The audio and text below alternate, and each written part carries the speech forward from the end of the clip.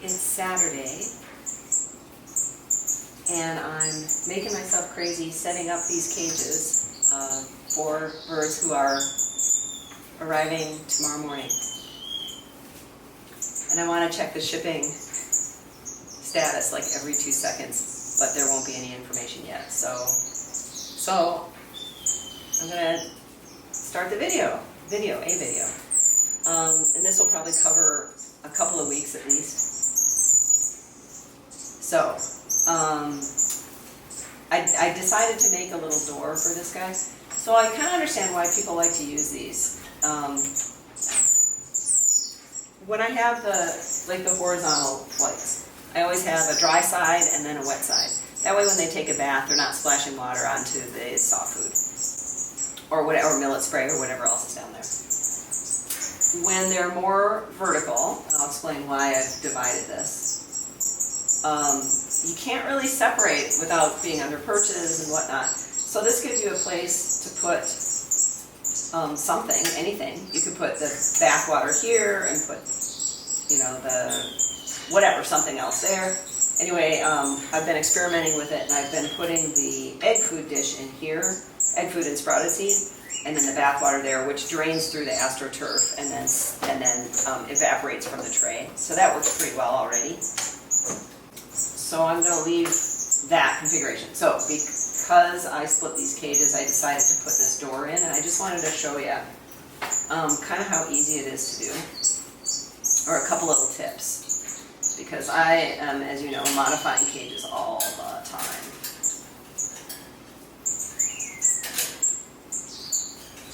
And if the cage manufacturers paid me a ton of money, I could explain what I do. All right. So once I decide how big I want the opening,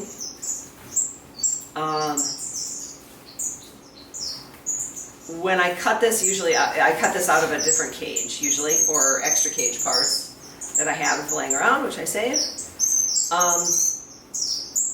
Add one more bar than you need. So that bar on this piece represents this one, and that's the bar that you're going to hook around. And the reason I leave it on initially is so that when I bend the framing to hook around that bar, I can judge how tight to make the bend. And then I take that and then I cut that one out later. Otherwise, I tend to make this too tight and it doesn't fit very nicely around the existing bar that's going to be here. The easiest version of the door to make is the kind that just slides up and down, because you don't have to have a little hook on these guys, which is a little bit more involved to make and hard to make easy. So you just make a little bend. Hopefully you can see that.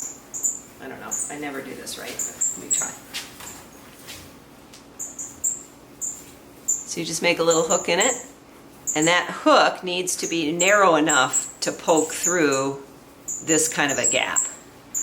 And you can spring these a little bit on the cage. So there's that. And then also make sure that the size of the door is the same spacing as the opening. So if you take this from a different style of cage, double check that before you start cutting holes. And then you just pop it in. And these are easier to spring from in the middle. So when you hold the door up, you just spring it. And now there's your door. So there's that. In case you haven't done that before. And then when you hook it on, make sure you line it up. Okay, so now that door is as wide as this is, so there's easy access in and out. I can hang it on those guys. I have doors already, but the doors are fairly narrow. Not that that matters. I'm not going to modify the cages for it. So why, I have water on this. It's bugging me. Why am I splitting this? So I did get a video of a quick video of the birds, and some of them are in pretty rough shape, and they've been plucked, feather plucked. which is a stressy behavior when they're kind of crowded. But once it starts, once there's a little gap or weirdness in the feathers, then it's just the birds just keep picking at it, thinking that they're doing. I think they're doing a favor, like, hey, you've got a tick or something. And they keep picking at it, and they put a lot more feathers, more feathers, more feathers, more feathers, until the birds have lost a lot of feathers. So I have to separate at least 2 of the birds that I'm getting. And so that's what this is for. 2 birds will share this flight, and there's an extra heat lamp up there for them until they recover their feathers, and then they can be joined with these guys. And 6 birds will go over here in this adjoining flight for now. These 3 are all set up for individual birds in each of those individual males. And then the flight over there will get the 3 females that go with these guys. And the reason they are being separated is because I just don't know their breeding condition. And to be on the safe side so that there's no so let me back up. They've been housed together in quarantine, the males and the females, separately.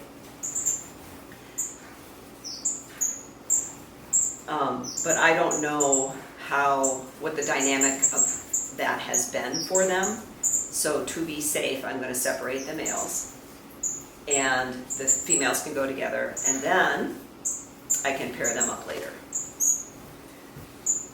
So that's the plan. And all I'm doing is just last minute details, getting things organized.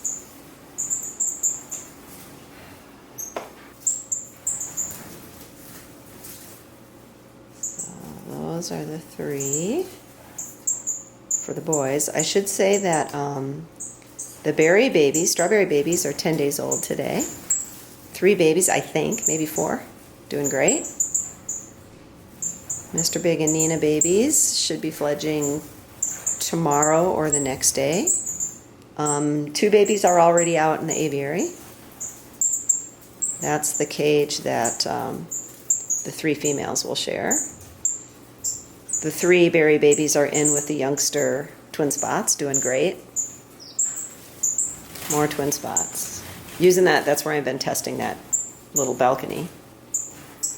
Parrotfinch babies, twin spots, Tristan. Guys, settle down. Okay, so there's that.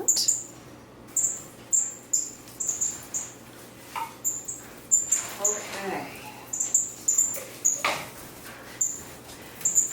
So the next job is to get some bands ready.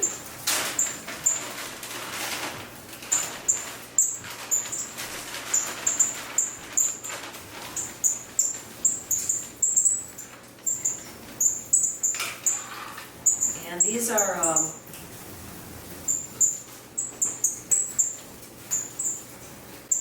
see if I can show you these guys. These are little closed plastic rings. The normal size is this wider size, but I sometimes cut them in half so I can do 2 colors to keep track of the clutch and the individual. These initial birds are going to get the wider, but they're closed, so I have to split them.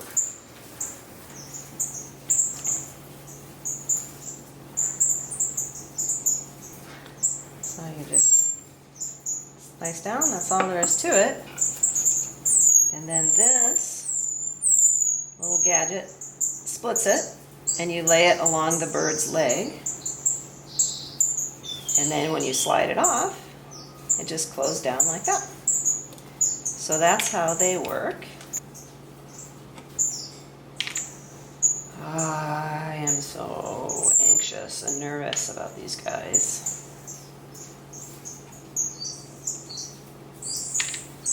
I've got all my lists. I've got the other thing here is it's a registry, it's my breeding book. And so, I keep track of the birds and whatnot. But these birds will be closed-banded, and so I can get their number and then correlate it to the color band, so I can track them individually a little bit better. One of the nice things about these bird groups, I've met, quote unquote, the nicest, most helpful, friendliest people in the world. Bird people are pretty awesome. And I've gotten lots of excellent advice to help me with these new species. And I am super appreciative of it, but I am still so nervous to do the right things. Starting tomorrow, it will be my job to take care of these birds.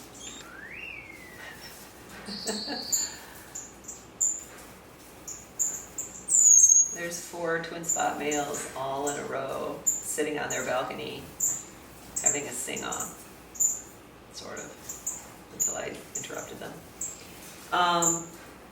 So I've been using the ends. I had to cut little ends off of those branch holders, and I think they're going to work great as millet spray holders.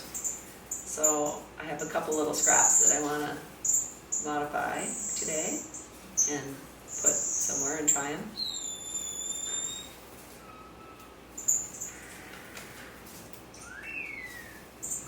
Recycling, clean that nest.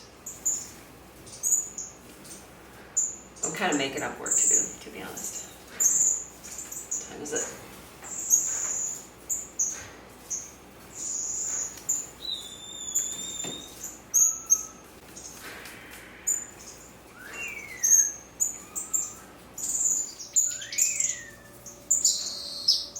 Got some new additions to show you guys, or to introduce you to, I should say.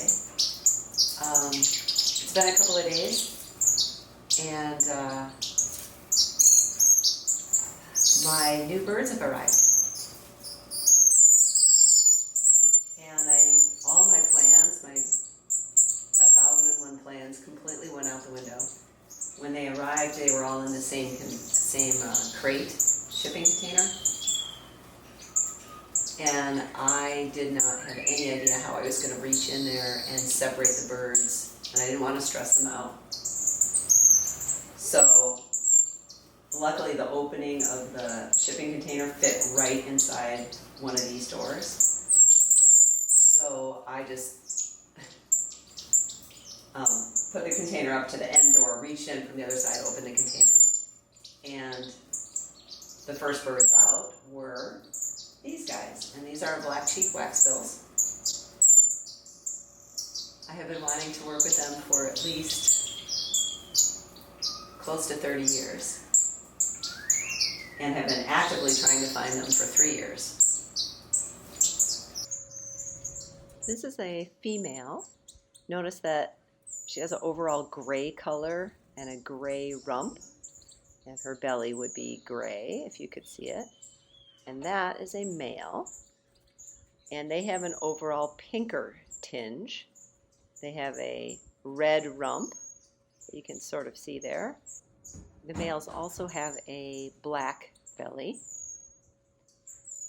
and they are native to Africa. There's several subspecies.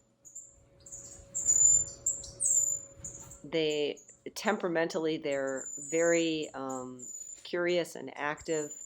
They're very cuddly with each other. They will colony breed. There's a nice male growing in his tail feathers. And they should be beautifully suited with the other birds in the mixed aviary, so I can't wait to move them in.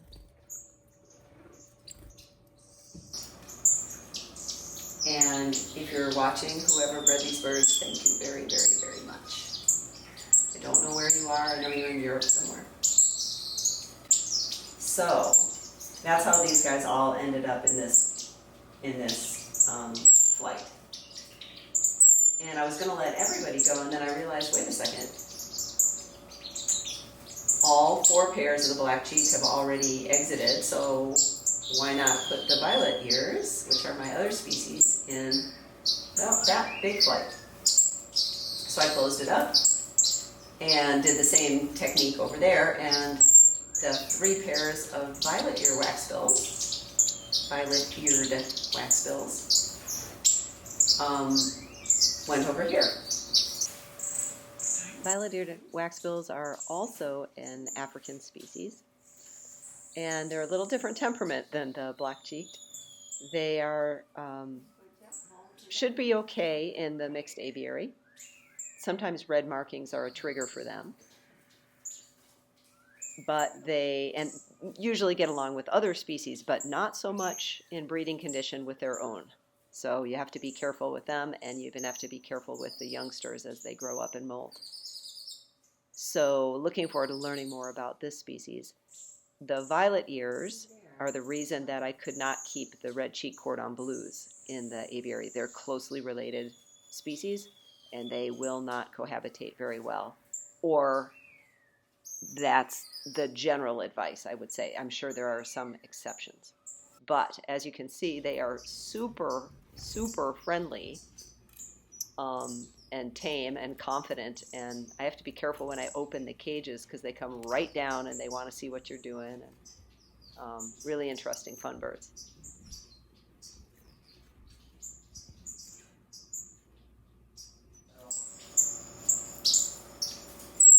Can you hear the crickets?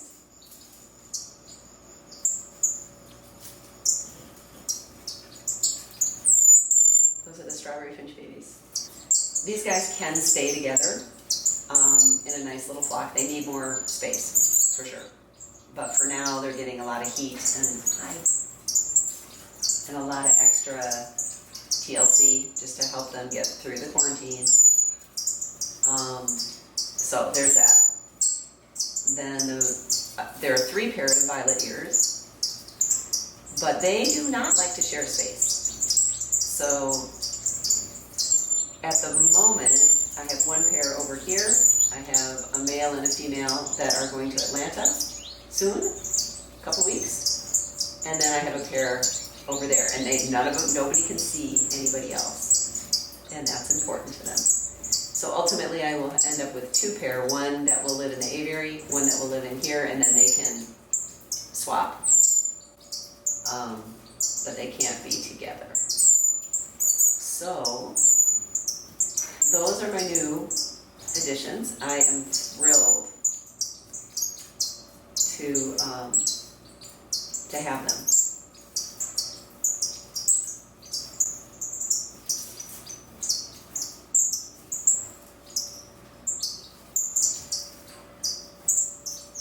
But those are not the only new additions. So, I hear you.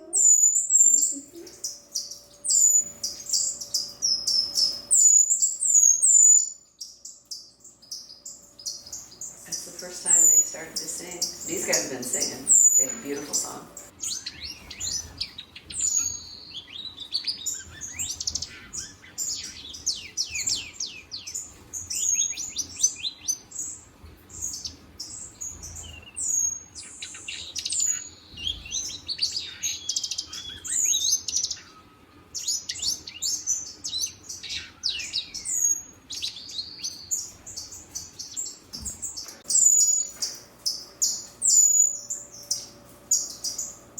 So, Mr. Big and Nina fledged 2 chicks, and 4 of the eggs were infertile. I just pulled the nest because they're starting to build another nest.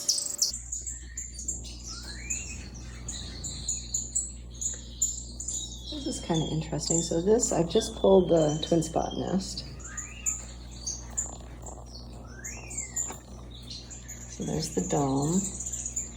There's the side entrance. I've talked about that before, but this is a nice view. See how they've made sort of a dummy nest. They've decorated it on top with eggshells and white paper and broccoli and whatnot. So that's the distraction for any predators looking for the babies, is they'll be distracted to the top of the nest and discover that there's nobody home, and then they'll leave them alone. Pretty cool.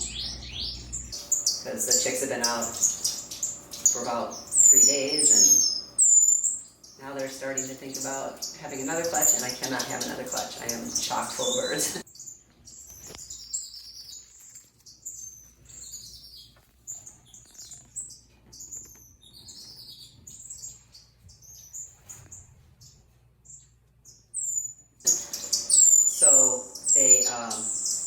So I pulled the nest out and looked at the eggs. I was kind of curious why only 2 chicks, and 4 of the eggs were infertile. So if you remember their previous breeding season, the first clutch, 6 eggs were all infertile, and then the next clutch were 6 chicks, 6 eggs, 6 chicks. So it seems like their first clutch, they don't get their timing quite right, and then if they were to have a second clutch, the risk is they could have 6 more chicks, and I don't have room for them. So they have 2 beautiful little chicks that are growing up.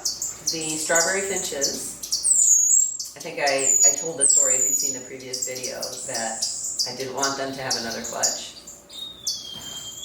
The female laid 2 eggs on the floor, whatever, long story short. They have chicks, either 3 or 4, I think, and they are 13 days old, so in another week or so they will fledge. And then in the aviary, the 2 other pairs of twin spots, I was going to breed 3, that's why I live here. Sounds a little bit like a red-billed firefinch, that particular call.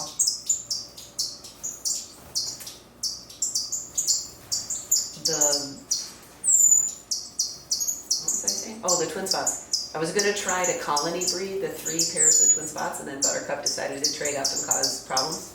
So that pair got pulled out. So I left 2 pair in the aviary. Normally you try to do 3. Twin spots are not known for colony breeding, but they're so kind and gentle, even in breeding condition, that I thought it might be an interesting experiment. And so there was 2 pair, Peach and Luce and Julius and Rain. And I thought there were 3 chicks in one nest and 2 chicks in the other, and I'm notoriously bad at identifying the little pile of gray and pink and whatnot. There's a bunch of chicks that have fledged. I think it's 6. I'm not really sure.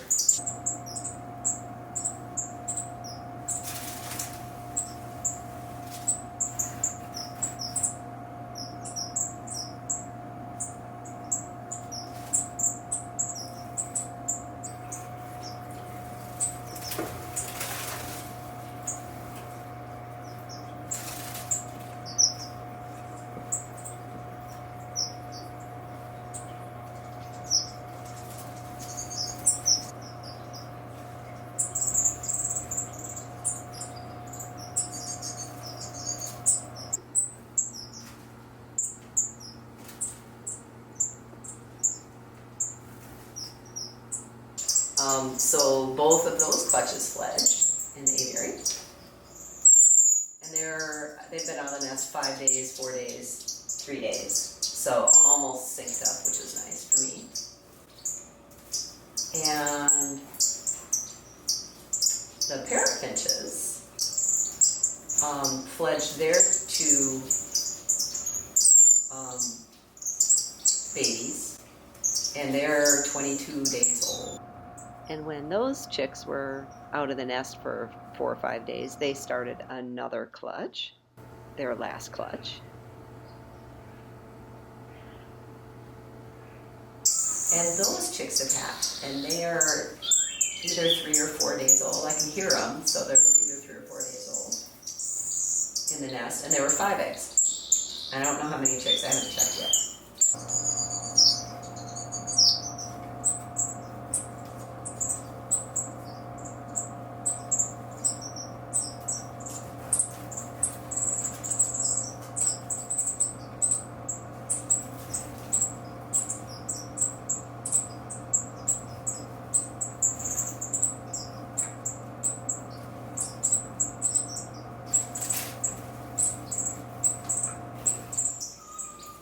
So I have lots of new, did I get everybody?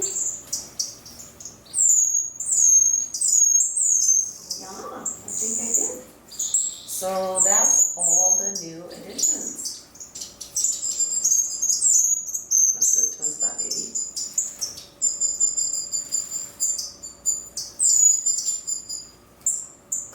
So, yeah.